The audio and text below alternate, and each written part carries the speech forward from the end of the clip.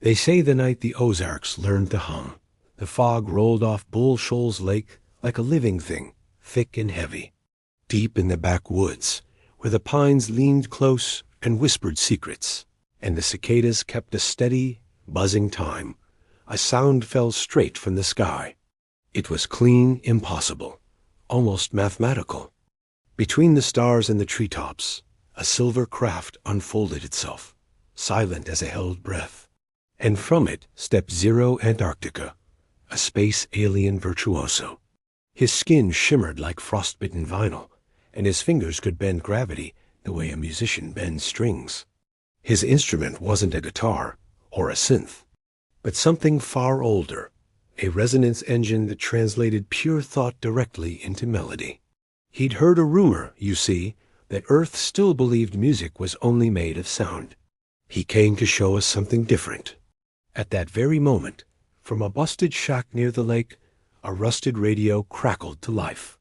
A voice, warped and echoing like it had to travel through dirt to reach you, came through the static.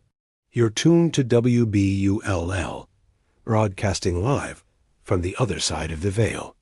The Bull Shoals boogeyman was back on the air. He'd died tangled in antenna wire decades ago, but death hadn't dulled his taste for good tunes. Now, he spun ghost frequencies, phantom beats leaking out of forgotten AM bands. Every knob he turned seemed to open a thin place between worlds. And tonight, he felt something new in the static, something decidedly off-world.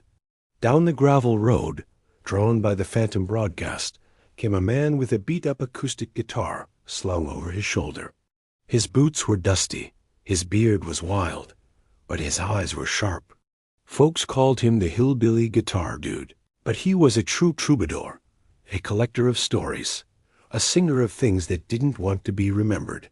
He'd been following the radio's voice for miles, every chord it played tugging at his ribs like a fish on a line. The three of them met in a clearing right by the lake, the alien, the ghost, and the troubadour. Zero Antarctica struck the first note, a sound like starlight hitting still water.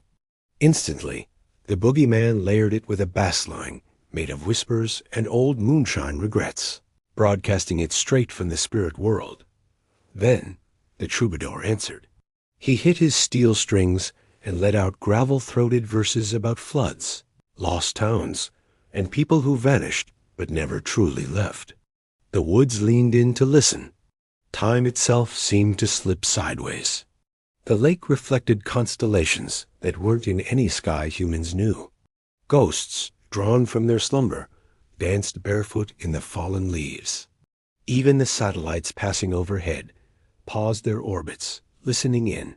For one impossible hour, Bull Shoals, Arkansas became the absolute center of the universe. When the song finally ended, the silence was deafening. The alien folded back into the stars, his ship vanishing without a trace.